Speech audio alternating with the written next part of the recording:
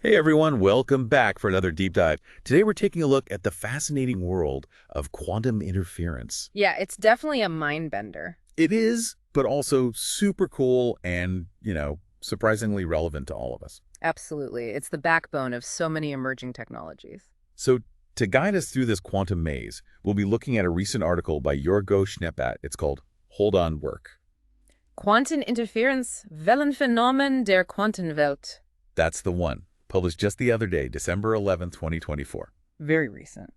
Now, Schneeppert really breaks down this complex topic, starting with the basics, like how quantum interference is all about tiny particles, like electrons, acting like waves. Right, of course, creating these crazy interference patterns. Right. And he talks about the two main types, constructive, where those waves kind of team up and make this super wave. And destructive, where they, poof, cancel each other out. Exactly. It's Well. wild, but it's key to understanding how a lot of these mind-blowing quantum technologies actually work. It is. It's the foundation for so much of it. Okay, so let's dive in, shall we? And Schneeppert starts with a concept that's kind of tough to wrap your head around: superposition. Yeah, this one's a doozy. It is. It's basically the idea that these tiny particles can exist in multiple states, like all at the same time. Until we try to measure them, that is. Right. Like until we force them to pick a lane. It's like, that old analogy of a spinning coin being both heads and tails. Until it lands, yeah.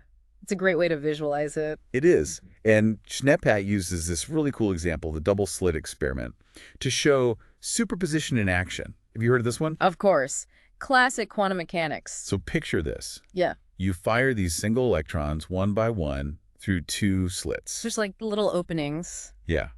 And common sense would tell you they'd act like, I don't know, tiny marbles, going through one slit or the other. Leaving two neat marks behind the slits on the detector. Right. But that's not what happens, is it? Not at all. Instead, you get this wave-like interference pattern on the detector, as if each electron went through both slits at the same time. It's mind-boggling.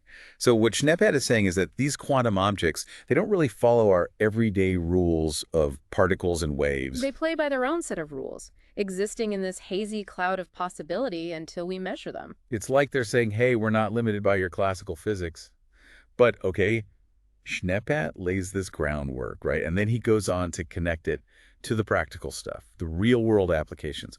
What are some of the highlights he mentions? Well, one of the big ones is quantum computers, which really take advantage of superposition and interference to do calculations in a totally different way. So we're talking computers that are way faster than anything we have today. Exponentially faster. Yeah. Because they can explore many possibilities at once. It's like having a million processors running in parallel. That's incredible. What else? Another fascinating area Schneeppert talks about is quantum cryptography, where this same principle is used to make super secure communication channels. Unbreakable codes. Because any attempt to eavesdrop would mess with that delicate interference pattern. Exactly, and you'd know instantly that someone was trying to listen in. It's like building an alarm right into the message itself.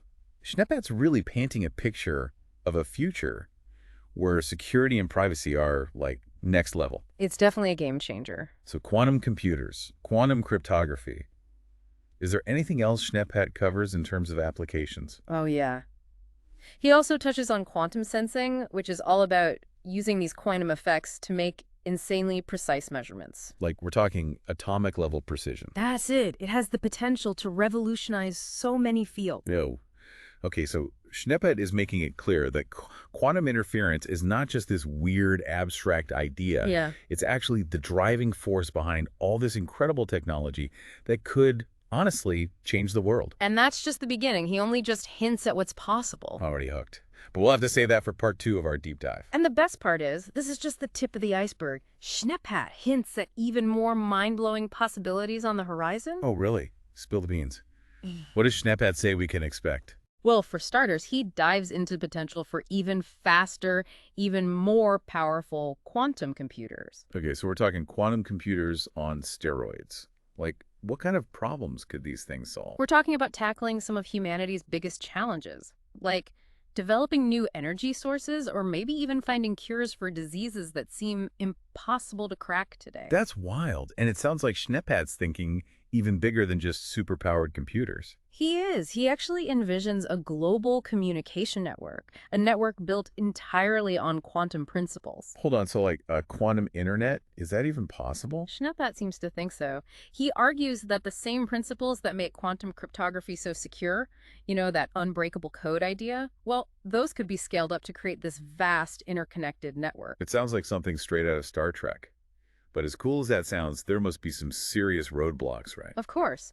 And Schneeplatt doesn't shy away from those. He specifically addresses the issue of decoherence. Ugh, decoherence. That was, that was a bit of a head scratcher. Can you remind us what that is again? Sure. Remember how we talked about superposition? Those fragile states where a particle can exist in multiple possibilities at once? Yeah, like the spinning coin being both heads and tails. Exactly. Well, decoherence is what happens when external factors mess with that delicate balance. External factors. Like what? Things like heat or stray electromagnetic fields. Anything that can disrupt the quantum system and force it to choose one state prematurely. So it's like the environment is messing with our carefully crafted quantum system. Precisely. And it causes errors and disrupts the interference patterns that are, absolutely crucial for these technologies to work. Okay, so decoherence is basically the kryptonite to our quantum Superman. It's a good analogy. But Schneeplatt doesn't see it as a deal breaker.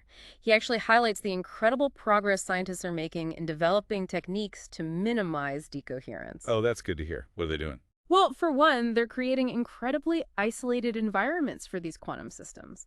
Like, think of them as tiny fortresses that shield the particles from external disturbances. It's like building a super quiet, climate-controlled bunker for these quantum particles to do their thing. It is. And they're also exploring new materials and designs for qubits, those building blocks of quantum computers. They're trying to make qubits that are just naturally less susceptible to decoherence. So it's like breeding a generation of super resilient quantum particles. Exactly. And Schneeplatt really emphasizes that, decoherence is a challenge, sure, but not an insurmountable one.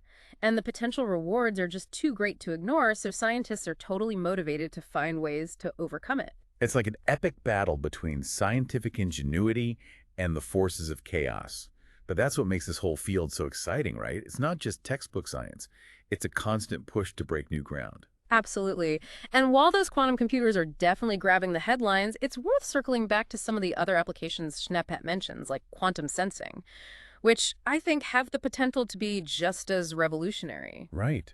It seemed like Schneeplatt was really impressed by the potential for quantum sensing to make those super precise measurements, like down to the atomic level. He was. And just think about how that could change medicine. Imagine being able to detect diseases at their earliest stages, before any symptoms even appear, or developing treatments that are tailored to your specific genetic makeup. That would be a game changer for healthcare. No more one-size-fits-all medicine. Exactly. But the applications go way beyond just medicine. Schneeplatt points out that quantum sensing could also lead to breakthroughs in material science. Imagine creating materials with completely new properties. Things like super efficient solar panels, or maybe even lighter and stronger building materials. It's mind-blowing. It feels like there's no limit to what we could achieve. And we can't forget about the potential for advancements in navigation. Schneeplatt even mentions the development of these ultra-precise quantum gyroscopes. Quantum gyroscopes, what would we use those for? Well, they could completely revolutionize how we navigate everything. Airplanes, ships, self-driving cars, you name it. We could pinpoint our location with incredible accuracy down to the centimeter. Wow, it's amazing to think that something as fundamental as quantum interference could have such a profound impact on so many different aspects of our lives. It really highlights how interconnected everything is, and I think Schneeplatt does a brilliant job of bringing that point home. He doesn't just focus on the theoretical side of things, he really emphasizes the practical applications and the potential for real-world impact. It's like he's giving us a sneak peek into the quantum future. And it's a future that's both exhilarating and a little bit terrifying, all at the same time. I agree. It's a future that demands we grapple with some really big questions. And that's exactly what we'll be exploring in part 3 of our deep dive. So, we've covered a lot of ground here, explored some pretty complex ideas, but, it all comes back to this. What does it all mean? For us, I mean. Right, like what's the takeaway for our listeners out there?